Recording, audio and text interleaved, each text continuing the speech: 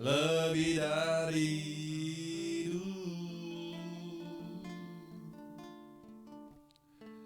kemurahan, lebih dari hidup, bawa lidahku memuji Engkau, kemurahan-Mu lebih dari hidup, kemurahan-Mu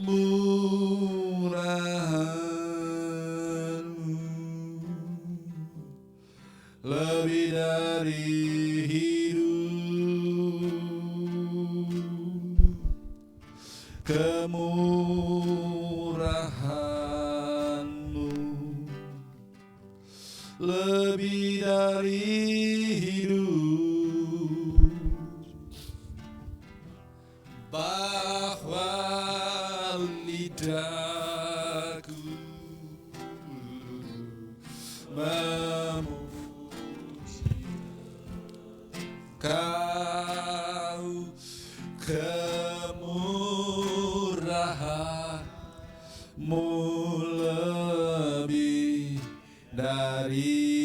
hidup,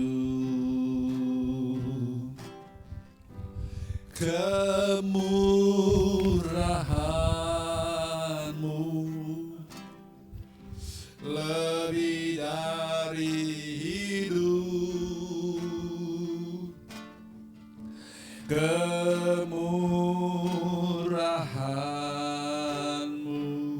kemurahan-Mu lebih dari hidup, bahwa lidahku memuji Engkau, kemurahan-Mu lebih dari hidup. Oh, kemurahan-Mu, terima kasih Tuhan, lebih dari hidup,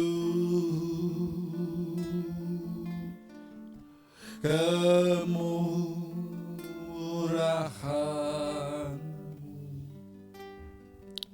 lebih dari hidup,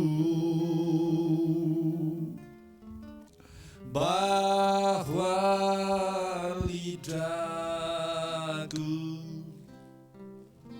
memuji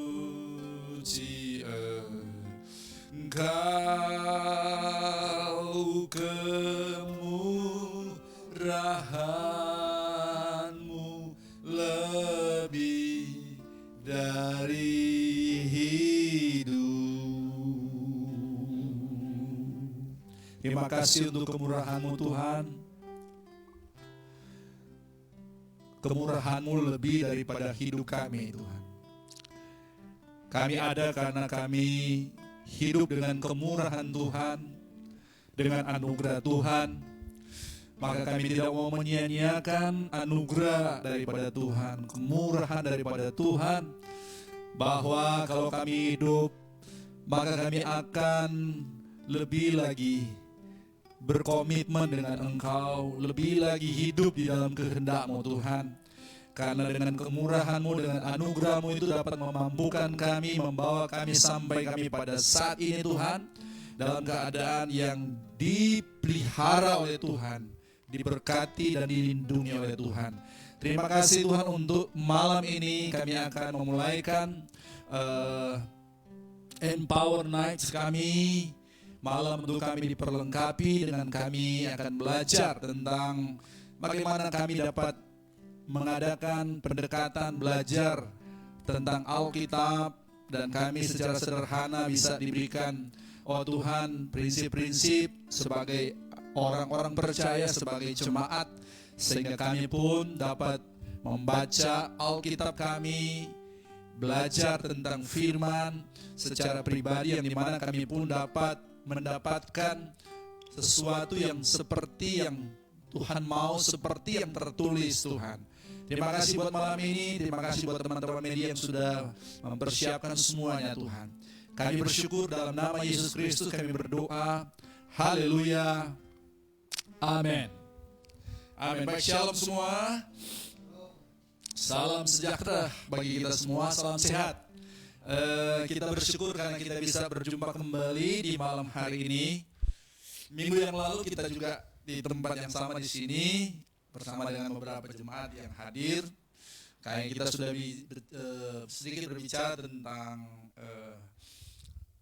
bagaimana Trinitas itu diilustrasikan, dan biarlah kita juga diperlengkapi dengan apa yang kita sudah terima pada minggu yang lalu, dan juga kita semakin dalam itu pada waktu di Jumat di doa puasa, konser doa puasa. Dan malam hari ini seperti yang sudah saya janjikan pada hari Minggu kemarin, bahwa kita akan berbicara malam ini khusus bagaimana kita belajar dan mendekati Alkitab, menafsir Alkitab secara sederhana. Apalagi hari-hari ini tentunya jemaat Tuhan, jemaat Gloria Ministry, kita setiap pagi kita menerima saat teduh, juga malam hari kita menerima yang namanya rema atau renungan malam. Memang itu ada uraian-uraian yang kita bisa baca, tapi kita pun tentunya memiliki keinginan untuk kita bisa mendalami, menelusuri firman Tuhan, karena kita percaya bahwa kita ini sebagai anak-anak ke Tuhan, orang-orang percaya, yang dimana hidup kita itu hanya bisa kita hidupi kalau kita memiliki firman Tuhan. Seperti Yesus katakan bahwa langit dan bumi akan lenyap, tapi firman Allah itu kekal selama-lamanya. Nah, sebelum saya lanjut, maka saya akan dasarkan dari 2 Timotius pasal 3 ayat yang ke-16. Saya bacakan firman Tuhan ini, dia berkata, segala tulisan yang diilhamkan Allah memang bermanfaat untuk mengajar, untuk menyatakan kesalahan, dan untuk memperbaiki kelakuan, dan mendidik orang dalam kebenaran. Dari ayat ini, Paulus dia sedang berbicara tentang tulisan yang diilhamkan, itu bicara tentang firman Allah atau perkataan Allah. Dalam terjemahan yang lain dipakai kata diinspirasikan oleh Allah. Dalam bahasa asli dipakai kata theopneustos, yang kita tahu bahwa Alkitab kita ditulis oleh sekitar 40 penulis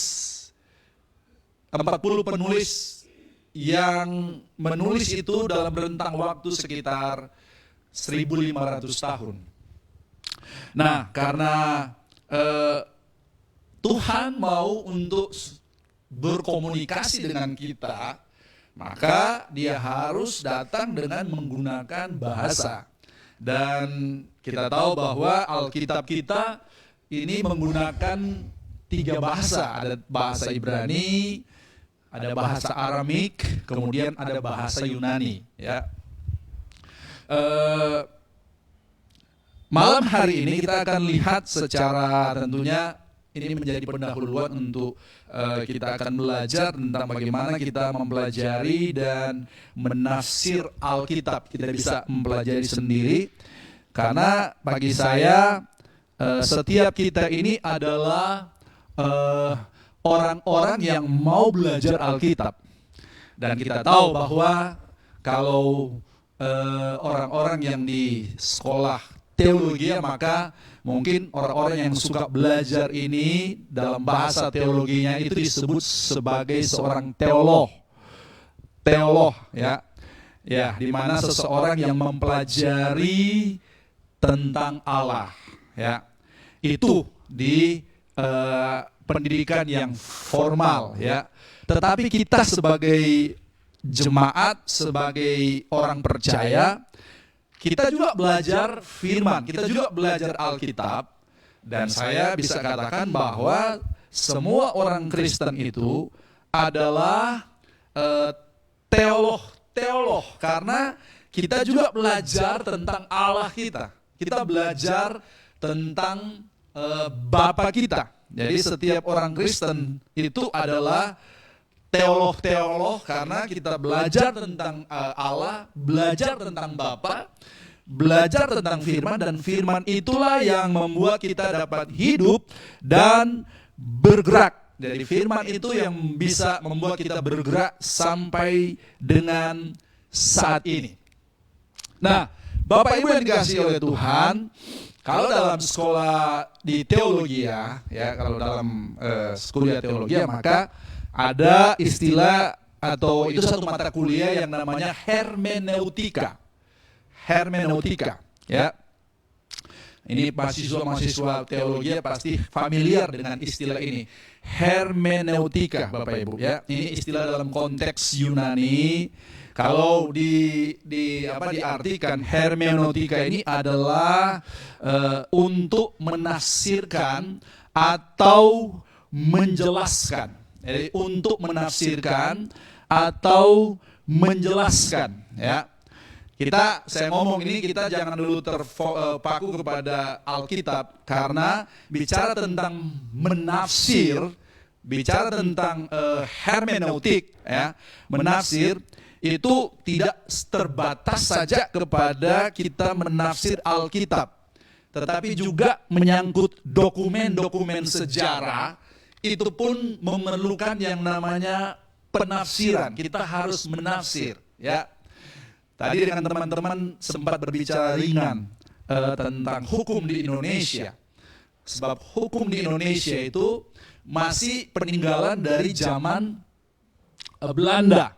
Dan kita tahu banyak penafsiran tentang hukum atau katakanlah konstitusi di Indonesia dari berbagai ahli-ahli hukum, yang dimana mereka melihat hukum konstitusi yang ada di negara kita yang kebanyakan masih peninggalan zaman Belanda itu dengan tafsiran yang berbeda-beda gitu, dengan tafsiran yang berbeda-beda.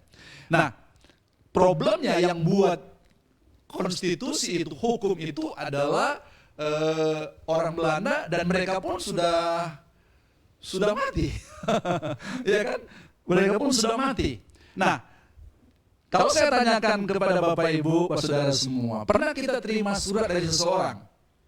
Pernah tidak? Lalu apa yang kita lakukan? Kita harus apa? Kita harus baca.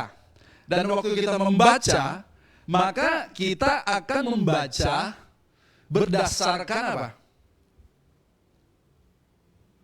Pemahaman kita. Kita akan membaca tulisan daripada seseorang itu yang mungkin bisa saja apa yang kita baca, yang kita sudah asumsikan, oh ini maksudnya, mungkin tidak seperti yang dimaksud oleh yang menulis surat. Bisa tangkap ini? Ya. Nah, jadi bicara tentang menafsir itu, bicara adalah tidak terbatas kepada Alkitab, tapi juga termasuk terhadap dokumen sejarah, ya, history dokumen, yang dimana itu akan mempengaruhi, karena bicara tentang menafsir itu kita ingin untuk mendapatkan arti daripada misalnya satu kata, ya.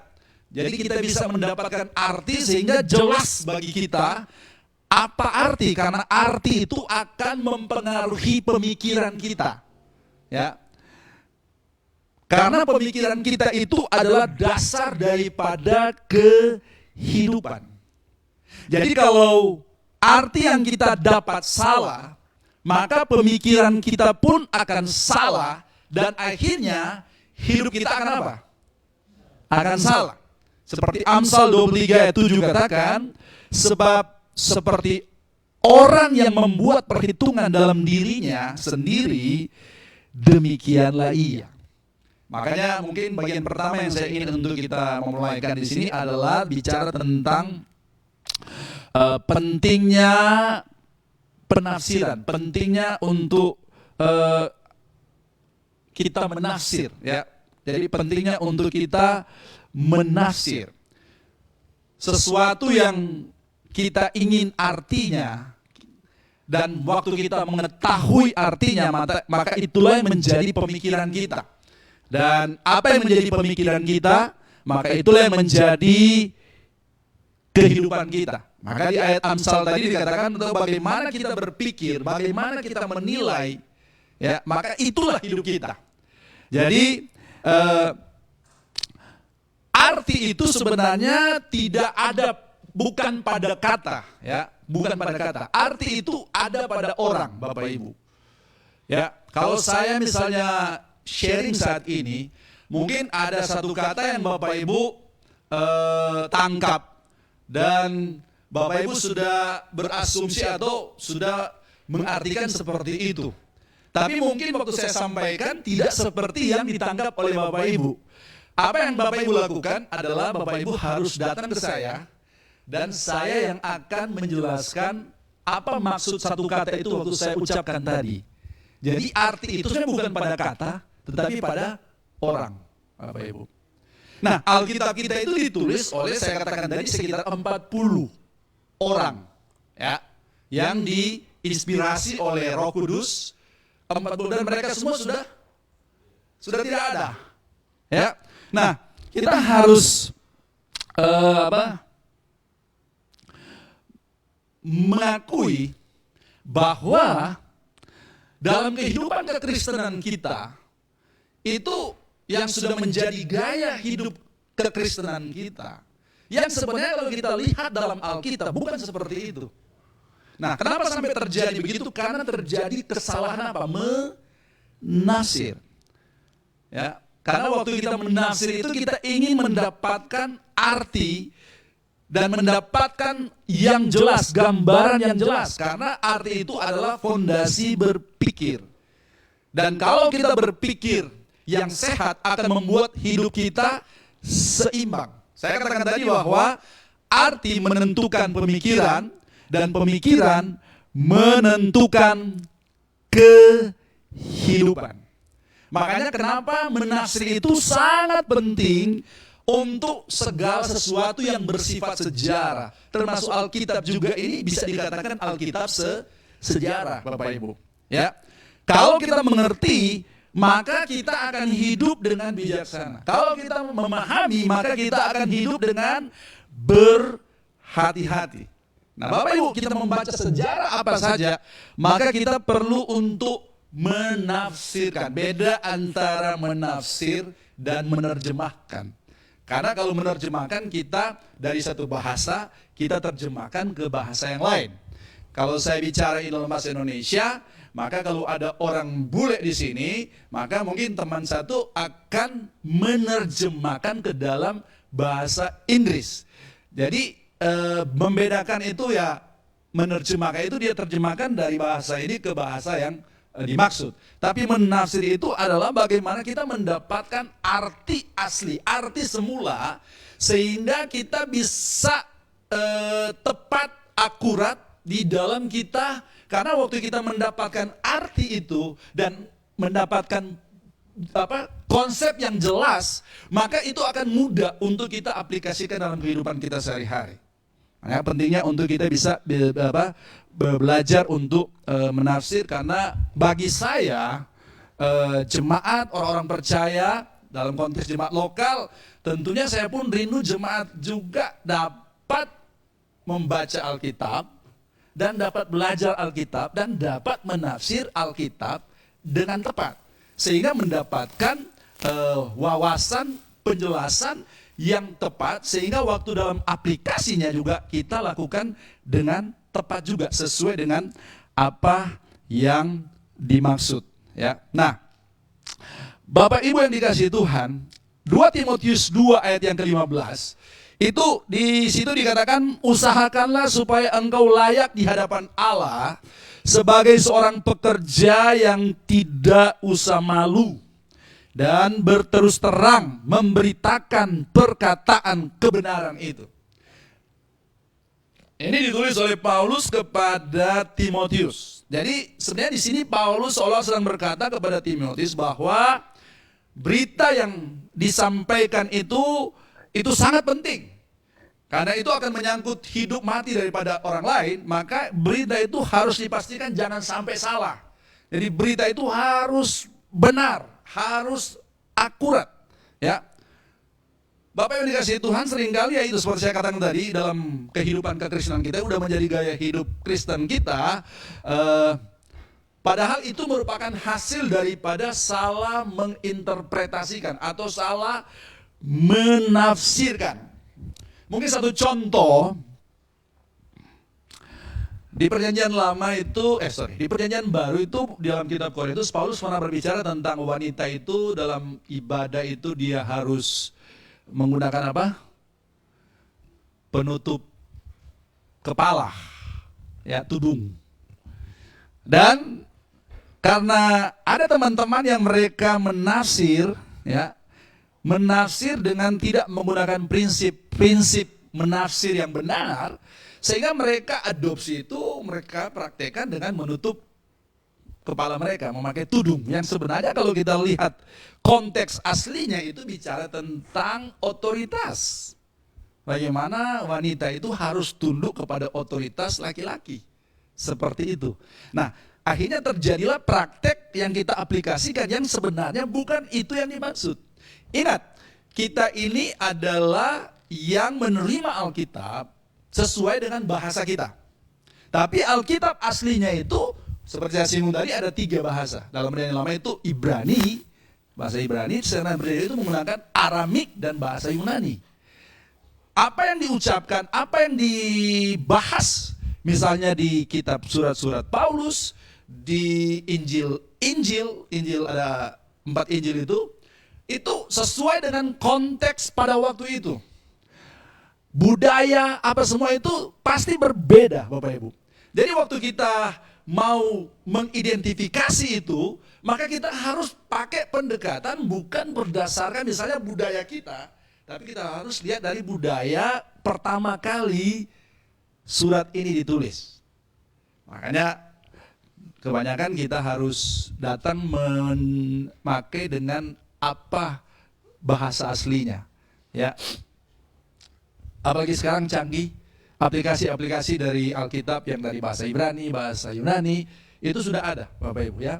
Sehingga satu kata misalnya di dalam Injil, kita bisa blok dia dan akhirnya muncul dia punya bahasa aslinya. Itu satu contoh, Bapak Ibu. Jadi memang kita harus benar di dalam pendekatan. Makanya untuk kita masuk itu harus kita memiliki kerangka yang benar. Jadi kita pakai prinsip penafsiran yang benar sehingga kita pun tidak salah menafsirkan apa yang dimaksud oleh Alkitab. Ya.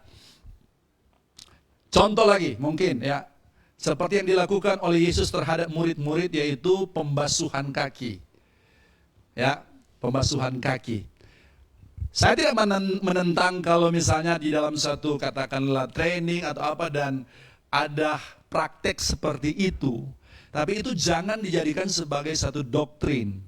Karena pembasuhan kaki itu adalah sesuai konteks di Timur Tengah sana. Yang memang mungkin ya kalau dibandingkan ya punya iklim yang ada di Timur Tengah dengan kita yang ada di NTT ini rada-rada sama. Panas. Mereka menggunakan jubah yang dimana tidak tertutup rapat seperti kita. Jadi jubah yang mereka gunakan panjang, tapi itu ada dia punya katakanlah tidak diikat mati sehingga kalau udara ada itu bisa ada sirkulasi karena waktu itu panjang. Kemudian mereka itu tidak seperti kita memakai sepatu yang tertutup. Mereka kebanyakan memakai sendal. Jadi kalau mereka melakukan perjalanan, untuk masuk ke rumah memang layak untuk mereka harus cuci, basuh kaki dulu sebelum mereka masuk. Itu contoh-contoh. Dan kalau kita misalnya mengadopsi itu, maka tidak akan sesuai dengan konteks aslinya. Sehingga praktek yang kita lakukan itu bukan seperti itu yang dimaksud, itu maksudnya. Jadi di sini kita bicara tentang betapa pentingnya kita menafsir, ya. Kita harus membacanya sesuai dengan konteks. Makanya kita harus juga berhati-hati saat kita menafsir, karena jangan sampai saya Jumat atau Minggu kemarin saya contohkan orang-orang saksi Yehova itu mereka seringkali mengambil satu ayat dan ambilnya itu lepas daripada konteks asalnya. Karena kalau kita menafsir itu kita jangan lupa dulu. Waktu kita datang di ayat itu kita harus melihat ayat-ayat sebelumnya dan ayat-ayat sesudahnya. Tidak hanya itu, kita harus lihat konteks misalnya perikopnya. Tidak hanya konteks perikopnya, kita harus lihat konteks pasalnya sedang bicara apa. Tidak hanya bicara tentang pasalnya juga, kita harus lihat konteks buku. Misalnya Matius. Kita harus lihat seperti itu. Sehingga tidak terjadi kesalahan. Seperti contoh yang seringkali terjadi salah di Roma pasal 10 ayat yang ke-10. Saya pernah bertanya kepada ada orang saksi Yehova yang datang ke rumah. Dan saya tanya, Roma 10 ayat 10. Ini pertama kali ditujukan kepada siapa? Gitu loh. Itu pertanyaan saya. Dan mereka jawab semua begini, oh ditujukan kepada kita. Ditujukan kepada kita saat ini. Saya bilang, tidak. Pertama kali ini ditujukan kepada siapa? Yang harusnya kan kalau bicara Roma itu berarti ditujukan pertama kepada jemaat yang ada di Roma. Waktu Paulus bicara, mereka ngerti. Mereka tahu bahwa itu ditujukan kepada mereka. Nah ini sudah terjadi kesalahan itu. Karena kita harus tahu dulu ini tujuan kepada siapa. Beda konteks, beda budaya. Waktu Roma dengan kita sekarang. Maka itu yang perlu kita harus hati-hati di dalam kita menafsir. Maka pentingnya untuk kita menafsir Bapak Ibu. Nah, seringkali yang terjadi kita berasumsi. Ini yang saya suka sharing ke teman-teman. Kalau kita mau membaca Alkitab, kalau kita jangan mau baca Alkitab, kita mungkin dengar satu seminar apa. Apa yang selama ini mungkin jadi konsep kita itu kita harus apa? Tanggalkan dulu. Sehingga kita tidak berasumsi. Kita harus tanggalkan dulu, baru kita dengar. Sehingga kita bisa memilah, kita bisa dengan akal sehat. Kalau kita sudah lebih dahulu berasumsi, apalagi kita datang misalnya dengan konsep kita, dengan pemikiran kita, atau mungkin dengan penafsiran kita, maka akan terjadi kita akan memaksakan ayat Alkitab itu sesuai dengan konsep yang ada pada kita. Jadi bukan Alkitab yang, bukan kita yang menyesuaikan dengan apa maksud Alkitab, tapi kita memaksakan Alkitab menyesuaikan dengan konsep yang sudah kita punya. Nah, itu Bapak Ibu. Karena kalau terjadi seperti itu, maka akan terjadi kesesatan. Yang namanya sesat itu. Ya. Makanya kita harus menafsir itu, pentingnya penafsiran itu supaya kita jangan sampai kita tersesat. Ya. Nah,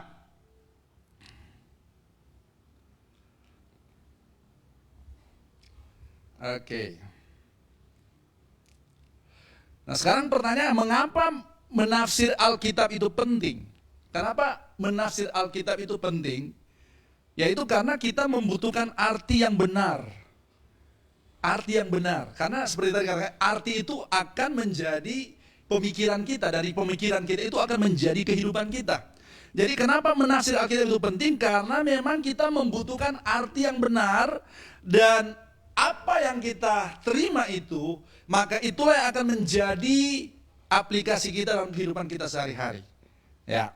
Nah sekarang mungkin saya bisa masuk pada tujuannya, pada bagian kedua. Tadi masuk di pentingnya penafsiran, kemudian bagian kedua ini tujuan penafsiran. Ya, tujuan daripada kita menafsir Alkitab. Kita harus tahu bahwa Alkitab kita ini adalah buku yang agung, buku yang terbesar, ya yang pernah ditulis, ya. Dan di dalam Alkitab itu adalah Allah sendiri yang berbicara kepada kita manusia, ya. Kita bersyukur karena lewat Alkitab ini juga sudah menuntun kita, sudah membimbing kita, ya. sudah melindungi kita, kita bisa memahami Alkitab sehingga kita pun bisa melewati kehidupan kita yang mungkin penuh dengan tantangan, penuh dengan masalah. Kita bersyukur karena kita bisa, karena kita membaca Alkitab, kita mendapatkan modal rohani kita untuk kita bisa survive, apalagi kondisi sekarang ini yang sedang dalam kondisi-kondisi yang sulit dengan adanya COVID ini. Tapi juga Alkitab itu menemplak dosa kita, ya betul tidak? Karena seperti firman Tuhan tadi pertama katakan bahwa setiap yang Tuhan itu bermanfaat untuk mengajar, ya, untuk memperbaiki kesalahan, memperbaiki kelakuan, ya. Tapi sekaligus juga Alkitab ini dia menginspirasi kita, ya, dia menginspirasi. Nah, tetapi kita harus akui bahwa Alkitab itu bisa disalah mengerti dan akhirnya kita menjadi budak daripada ketidakmengertian kita itu. Maksudnya begini, kita anggap itu kebenaran, kita lakukan, padahal bukan seperti yang dimaksud oleh Alkitab, oleh Allah sendiri. Sehingga kita menjadi budak, bukan hal yang benar, tapi yang ketidakbenaran. Jadi tujuan daripada menafsir Alkitab itu adalah supaya kita bisa mendapatkan kebenaran yang dimana waktu kita mengaplikasikan itu, waktu kita menjalankan itu, waktu kita menerapkan dalam kehidupan kita sehari-hari itu, kita melakukannya itu sesuai dengan apa yang dimaksud oleh Allah, apa yang dimaksud oleh firman Tuhan. Jadi menafsir Alkitab itu kita ingin menemukan arti dari misalnya suatu pernyataan, ya. Kita mendapatkan penjelasan dan akhirnya kita bisa mengaplikasikan secara tepat dalam kehidupan kita sehari-hari. Kenapa? Karena ingat, kita bukan pembaca pertama atau pendengar pertama. Kita kan pakai bahasa Indonesia yang diterjemahkan dari bahasa asli ke bahasa Inggris dan akhirnya ke bahasa Indonesia. Bahasa Indonesia termasuk miskin perbendaharaan, miskin vocabulary-nya, termasuk bahasa Inggris juga. Katakanlah bicara tentang kasih, maka di bahasa Indonesia berarti kasih, hanya itu saja. Di bahasa Inggris juga pakai satu kata, love. I love you, saya mengasihi kamu, kalau kita tujukan kepada istri kita. Tapi kita juga bilang ke anjing kita bahwa beta sayang bepu anjing, I love you dog, brownie kok apa, seperti itu. Atau I love ice cream, saya suka es krim, pakai kata love. Oke? Nah, miskin sebenarnya, tapi kalau kita lihat dalam bahasa aslinya, misalnya contoh kasih ini, itu dia pakai 4 kata. Ada yang namanya storge, ada yang filio, kemudian ada yang dipakai kata eros, kemudian ada yang dipakai kata agape. Jadi kaya banget bahasa asli, khususnya Yunani untuk perjanjian baru, yang dimana satu kata Indonesia kasih dalam bahasa Inggris love itu, dia ditulis 4 istilah dan masing-masing istilah itu punya arti yang berbeda-beda. Kalau pileo itu mungkin kasih saudara ya, kakak beradik, keluarga. Storge itu kasih dengan orang lain, teman-teman. Eros itu bicara kasih lawan jenis, ya. Kemudian agape itu bicara kasih Allah, kasih yang kekal. Nah, makanya kalau kita pendekatan kita menggunakan misalnya konteks awal, maka agak sulit untuk kita misalnya bisa sesat. Kenapa? Karena kita lihat kepada konteks awal kita. Nah, seperti yang saya sampaikan tadi Bapak Ibu, undang-undang kita, misalnya hukum kita itu banyak penafsiran dan akhirnya harus diubah, ya, harus diubah sesuai dengan bagaimana orang menafsir. Karena dari generasi ke generasi, termasuk di Amerika itu, akhirnya dia punya konstitusi itu harus diubah, ada hal-hal yang harus diubah karena berdasarkan penafsiran daripada generasi dari satu generasi kepada generasi yang lain. Tapi kalau bicara firman Tuhan itu tidak bisa dirubah. Ya, karena memang sudah eksakt, sudah akurat, sudah tepat seperti itu. Tinggal kita yang bisa menyesuaikan untuk sesuai dengan apa yang dimaksud semula. Mungkin kejadian seringkali mungkin share seperti ini, ada orang-orang yang mengikuti dan langsung mengatakan bahwa tidak sesuai dengan Alkitab. Kenapa? Karena mereka misalnya cuma ambil satu kata atau mungkin pada saat khotbah seperti itu, yang harusnya mungkin yang mereka lakukan itu adalah mungkin datang ke saya misalnya dan tanyakan, sehingga mereka bisa mengetahui apa maksud saya. Karena seperti saya katakan, arti itu bukan ada pada kata, tapi ada pada orang. Gitu. Nah, orang-orang yang buat hukum kan undang-undang sudah mati. Mau tanya di siapa? Seperti Amerika kan siapa itu? George Washington atau Abraham Lincoln sama Thomas Jefferson, itu yang mereka lah yang menjadi bapak konstitusi yang membuat undang-undang Amerika. Tapi sekarang mau tanya mereka sudah mati, nah mungkin bangkit lagi. Nah, firman Tuhan yang tulis 40 orang itu juga sudah mati. Nah, sekarang mau tanya ke mereka tidak bisa lagi. Tapi puji Tuhan karena ada Roh Kudus. Ya kan? Ada Roh Kudus, makanya kan Yesus katakan bahwa waktu aku pergi, aku akan mengutus seorang penolong bagi kamu dan dia akan mengajar kamu. Karena kita percaya bahwa walaupun itu ditulis, Alkitab ini ditulis oleh manusia, tapi mereka semua menulis itu 40 orang ini dalam rentang waktu 1500 tahun, karena mereka diurapi oleh roh yang sama, seperti dalam kitab 2 Timotius 3 tadi, diilhamkan oleh Allah, sehingga tidak terjadi tabrakan satu dengan yang lain, tidak terjadi kontradiksi antara satu penulis dengan penulis yang lain. Kenapa? Yang menginspirasi mereka itu adalah Allah sendiri lewat rohnya. Sehingga kita pun, saya percaya bahwa Roh Kudus juga yang akan menolong kita. Kalau kita misalnya tidak memahami, maka kita minta supaya Roh Kudus bisa bukakan kepada kita. Makanya kenapa saya katakan, waktu kita mau belajar Alkitab, kita harus datang dengan kerendahan hati kita. Kita bilang, Tuhan, aku tidak mengerti apa-apa, aku tidak tahu apa-apa. Bahwa aku datang, aku menggunakan prinsip-prinsip menafsir yang benar, maka saya percaya bahwa kita pun akan mendapatkan arti yang seperti yang dimaksudkan sesuai dengan firman Allah ini ditulis, Bapak Ibu. Jadi makanya diperlukan penafsiran. Kalau kita menafsir sendiri, bisa-bisa kita akan keliru, Bapak Ibu. Ya, apalagi kalau misalnya kita cuma modal membaca Alkitab, maka kita harus lihat juga dia punya latar belakang. Kita harus lihat juga dia punya kepada siapa ditujukan. Ya, waktu Paulus menulis surat kepada jemaat-jemaat yang di Korintus, di Galatia, semua itu sebagian besar surat-surat ditulis oleh Paulus itu karena ada masalah yang terjadi di lokal daripada jemaat lokal di kota tersebut, dan akhirnya Paulus tulis surat itu.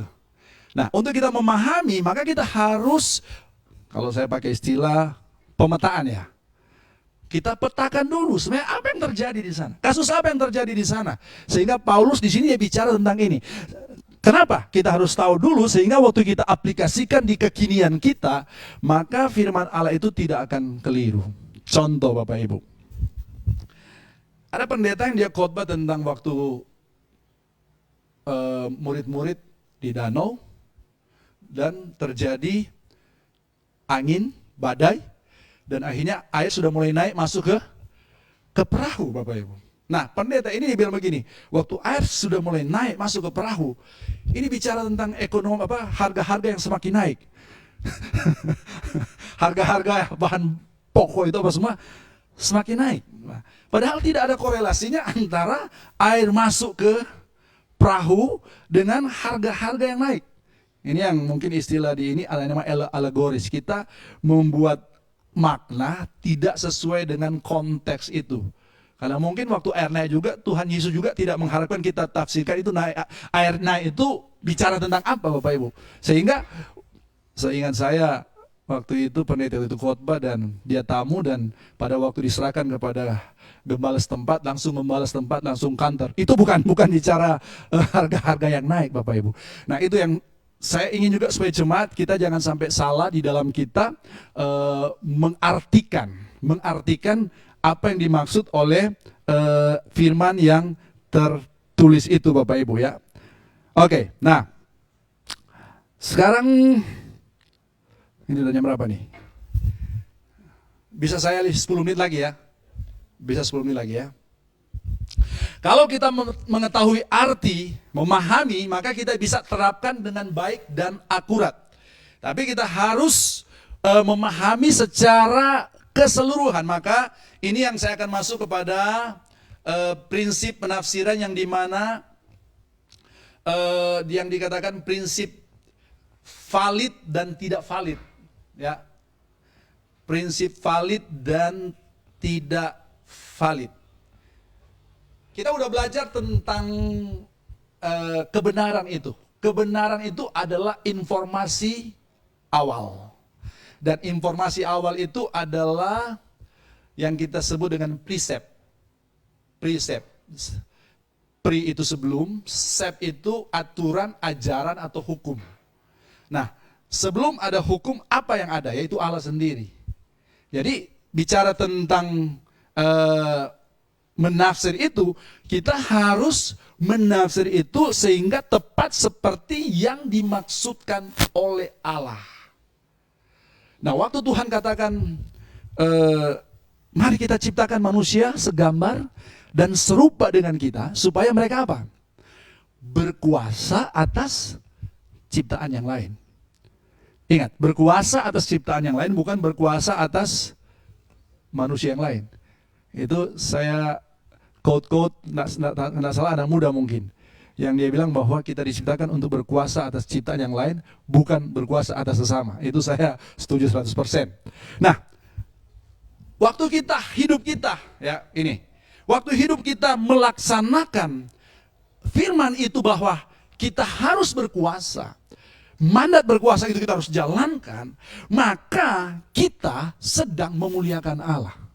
Nah, seringkali kita ditanya begini, bagaimana cara kita memuliakan Allah? Kebanyakan yang kita jawab, cara kita memuliakan Allah itu adalah kita datang apa? Datang di gereja, ya. Kita menyanyi, kita berdoa, kita mungkin menyampaikan persembahan, kita menyembah Tuhan di sana. Tidak salah. Tapi kalau kita lihat konsep semula daripada Tuhan menciptakan kita, kita memuliakan Tuhan itu kalau kita melakukan mandat yang Tuhan berikan kepada kita, berkuasa, memerintah, di mana? Ya di tempat di mana Tuhan taruh kita, di tempat di domain kita, di mana? Di tempat kerja kita. Maka dari itu Bapak Ibu dikasihi Tuhan, kita harus kembali kepada yang namanya maksud semula, ya, tujuan semula, ya, original intent, maksud semula, ya. Kita semua ini ciptaan, seperti saya katakan bahwa untuk kita tahu bagaimana kita berfungsi itu kita harus tanyakan kepada yang menciptakan, bukan tanya kepada sesama ciptaan. Karena kalau kita tanya kepada sesama ciptaan, kita tidak akan mendapatkan jawaban yang tepat, karena yang paling tahu kita itu adalah Dia yang sudah menciptakan kita. Makanya kita harus mengadakan pendekatan kepada Alkitab itu dengan cara bahwa kita harus pastikan itu sesuai dengan apa yang dimaksud oleh penulis, oleh Tuhan.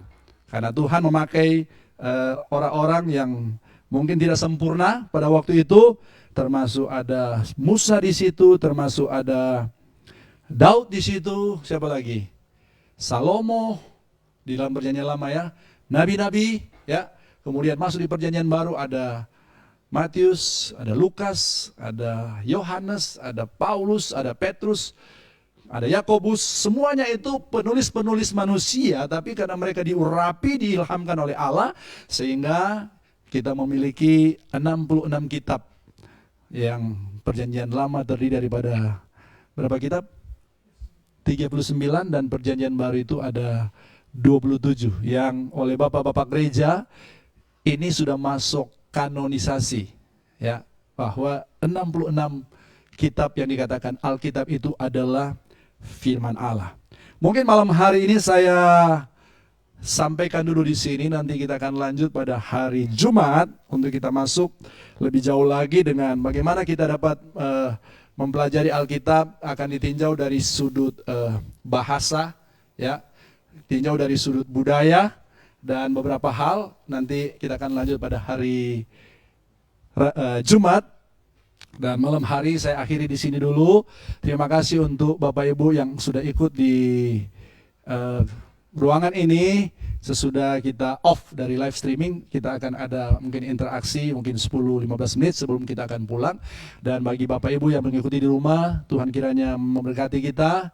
Kita berdoa supaya kita pun dalam kita membaca Alkitab, apalagi ada renungan malam, kita juga belajar untuk menemukan apa yang dimaksud sesuai dengan maksud semula daripada penulis, sehingga kita pun tidak akan salah menafsir, salah menerapkan. Kita mau pastikan bahwa apa yang kita lakukan itu, yang kita terapkan itu, tentunya itu sesuai dengan apa yang Tuhan kehendaki. Mari kita berdoa. Terima kasih Tuhan buat malam hari ini. Terima kasih buat waktu yang ada untuk kami dapat belajar tentang pendahuluan, bagaimana kami dapat belajar untuk menafsir Alkitab, firman Allah secara sederhana. Tuhan, hamba-Mu menyampaikan untuk meletakkan dasar kepada jemaat Tuhan pada malam hari ini. Biarlah Tuhan Engkau juga memberkati untuk kami. Selanjutnya kami juga akan belajar lebih jauh lagi untuk hari Jumat dalam konser doa puasa. Tuhan juga Engkau terus bukakan, kami semakin Tuhan dibukakan untuk tahu bagaimana kami dapat mengadakan pendekatan, membaca Alkitab, merenungkan itu, menggali itu, dan kami mendapatkan remah-remah untuk kami dapat aplikasikan dalam kehidupan kami sehari-hari. Terima kasih buat teman-teman yang juga sudah mempersiapkan, teman-teman media. Terima kasih untuk beberapa teman-teman yang juga sudah hadir malam hari ini, dan juga yang ada di rumah. Biarlah Engkau juga menilik setiap kami Tuhan, maupun mungkin di luar kota Kupang. Dan kami malam hari juga bersama-sama kami sepakat berdoa untuk keluarga-keluarga yang mungkin saat ini sedang ada anggota keluarga yang sedang sakit Tuhan. Kami berdoa dalam nama Yesus, biarlah Tuhan Engkau juga jamah sembuhkan oleh bilur-bilur Yesus, mereka dipulihkan. Keluarga juga daripada Bapak Yudo Tuhan, Engkau juga menolong Tuhan, biarlah mereka semua dapat dipulihkan secara total Tuhan. Kami percaya bahwa kuasa Tuhan dinyatakan, termasuk teman-teman yang lain Tuhan. Terima kasih Tuhan, perlindungan Allah menjadi bagian kami. Biarlah Tuhan kami tolak virus-virus yang ada di dalam nama Yesus. Kuasa darah anak domba Allah melindungi setiap kami, melindungi setiap pribadi, melindungi setiap bapak, mama, anak-anak, remaja, pemuda, para bayi yang ada, termasuk juga ibu-ibu yang sedang mengandung. Kami berdoa dalam nama Yesus, dilindungi oleh Tuhan, dan tidak ada satupun yang dapat menembusi benteng-benteng pertahanan, yaitu kami percaya kuasa darah anak domba Allah menjadi benteng kami Bapa. Terima kasih Tuhan untuk malam hari ini. Kami mengucap syukur dalam nama Tuhan Yesus Kristus. Kami berdoa dan sama-sama kita katakan amin. Shalom. Tuhan memberkati kita semua. Selamat malam, dan saya sampaikan untuk yang berkomitmen dalam doa bersama, sepakat bersama. Kita fleksibel, mungkin sesudah ini silakan Bapak Ibu bisa ambil, mungkin di jam-jam, mungkin jam 7 ke atas ini. Tuhan Yesus memberkati. Shalom.